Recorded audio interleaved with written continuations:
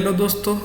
तो क्या आप जानते हैं ईसीजी यानी कि इलेक्ट्रोकार्डियोग्राम होता क्या है? अगर नहीं तो आपका स्वागत है हमारे यूट्यूब चैनल पे, जहां हम देखने वाले हैं ईसीजी होता क्या है, वो जनरेट कैसे होता है और हार्ट से उसका क्या रिलेशन होता है। तो बने रहिए हमारे वीडियो के साथ। तो चलिए शुरू करते हैं। हार्ट में जैसे कि आप जानते ही होंगे टोटल 4 चेम्बर्स रहते हैं, जो राइट एंड लेफ्ट, ऊपर एंड नीचे, वैसे 4 पार्ट में डिवाइड रहते हैं। तो जैसे कि उसमें 2 चेम्बर्स रहते हैं एट्रियम, जो ऊपर की साइड देखने को मिलते हैं हार्ट में, जिसमें भी right part and left part 2 रहेंगे। और उसी तरीके से देखेंगे तो वेंट्रिकल्स भी रहते हैं, जिसमें 2 पार्ट हमें देखने को मिलते हैं। तो अभी देखते हैं कि उसका ईसीजी से क्या रिलेशन होता है। तो आप यहाँ पे एक ईसीजी देख पाएंगे। अभी ईसीजी से उसका रिलेशन कुछ ऐसे रहेगा कि जब भी एट्रियल कॉन्ट्रैक्शन होगा, यानी कि ये दोनों चेम्बर्स कॉन्ट्रैक्ट होंगे, तब यहाँ पर पी वेव जनरेट होगा। और एट्रियल कॉन्ट्रैक्ट के बाद वेंट्रिकल कॉन्ट्रैक्ट होने में थोड़ा टाइम लगेगा, जिसकी वजह से हमें ये स्ट्रेट लाइन मिलता है। और बाद में क्यू आर और एस वेव साथ में जनरेट होंगे, जो वेंट्रिकल कॉन्ट्रैक्शन के बारे में बताते हैं। उसके बाद वेंट्रिकल रिलैक्स होगा, जो थोड़ा टाइम लेगा, उसके बाद रिलैक्स होगा, तब हमें टी वेव मिलेगा। जो रिलैक्सेशन में टाइम डिले होगा, उसकी वजह से हमें यहाँ पर एक स्ट्रेट लाइन देखने को मिलती है। तो हम बोल सकते हैं कि पी वेव हमें एट्रियल कॉन्ट्रैक्शन के बारे में बताता है। और साथ ही साथ जो QRS कॉम्प्लेक्स, जो ये QRS कॉम्प्लेक्स बना है, ये हमें वेंट्रिकल्स कॉन्ट्रैक्शन के बारे में बताता है।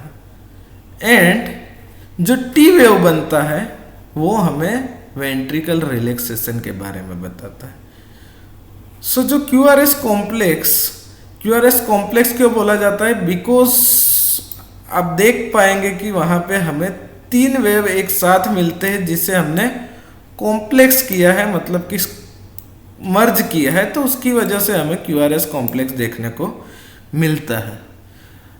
अब हम ये जानेंगे कि तो आर्ट्रियल रिलैक्सेशन का वेव क्यों नहीं बनता। बिकॉज आर्ट्रियल रिलैक्सेशन का वेव छोटा रहेगा, और उस टाइम पर हमें वेंट्रिकल कॉन्ट्रैक्शन की वजह से QRS 3 वेव मिलते हैं, जो डोमिनेटिंग होंगे। उसकी वजह से हमें वो वेव देखने को नहीं मिलेगा। अभी ये ईसीजी जो आपको दिख रहा होगा, आप बोलोगे यहाँ पे तो कोई बॉक्सिस वगैरह नहीं दिख रहे। नॉर्मली हॉस्पिटल में ईसीजी होता है, उसमें बॉक्सिस दिखते हैं। तो यहाँ पे हम बॉक्सिस के साथ भी हम समझ सकते हैं। तो बॉक्सिस में आपको नॉर्मली दिखने को मिलेगा कि एक लार्ज बॉक्स होता है, जिसके अंदर 25 स्मॉल बॉक्सेस होते हैं। जैसे कि आप गिन सकते हैं, यहाँ पर 5, यहाँ पर 5, मल्टीप्लाई करेंगे तो 25, जिसमें ये इस तरह बढ़ते हुए बॉक्सेस हमें टाइम के बारे में बताते हैं।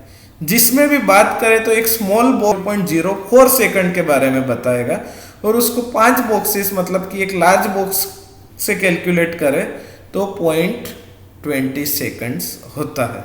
सिमिलरली जो ऊपर की साइड बढ़ते हुए बॉक्सेस है, वो हमें दिखाते हैं कि मिली वोल्ट करंट, यानी कि जो हार्ट की इलेक्ट्रिकल एक्टिविटी है, उसका वोल्टेज कितना है।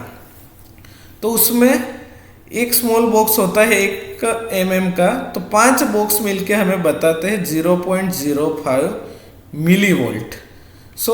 हाइट हमें बताता है कि जो इलेक्ट्रिकल एक्टिविटी थी वो कितनी स्ट्रॉन्ग थी, और जो टाइम हमें बताएगा वो हमें बताएगा कि कितने टाइम में एक हार्ट बीट आ रही है।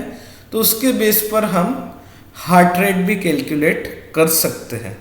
तो ये हमने अभी तक आपको जो भी बताया, ये नॉर्मल मैकेनिज्म ऑफ ईसीजी था, कि नॉर्मल ईसीजी में क्या देखने को मिलता है।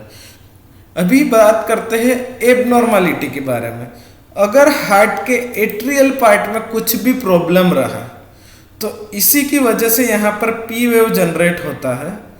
तो हम क्लियर कट बोल सकते हैं कि उसकी वजह से हमें पी वेव में एबनॉर्मलिटी दिखेगी। जो पी वेव इस तरीके से बन रहा है वो नहीं बनेगा। सिमिलरली अगर वेंट्रिकल में कुछ एबनॉर्मलिटीज है तो क्यू आर एस कॉम्प्लेक्स जो ये Q R and S wave बन रहे हैं उसमें हमें कुछ ना कुछ एबनॉर्मलिटी देखने को मिलती है।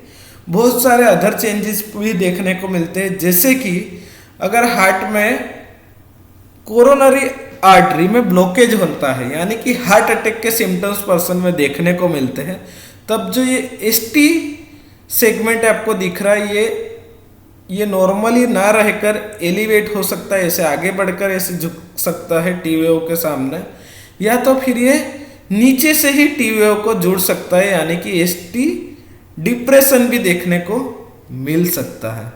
तो वैसे ही इम्पोर्टेंट जानकारी के लिए बने रहिए हमारे साथ। मिलते हैं नेक्स्ट वीडियो में। धन्यवाद।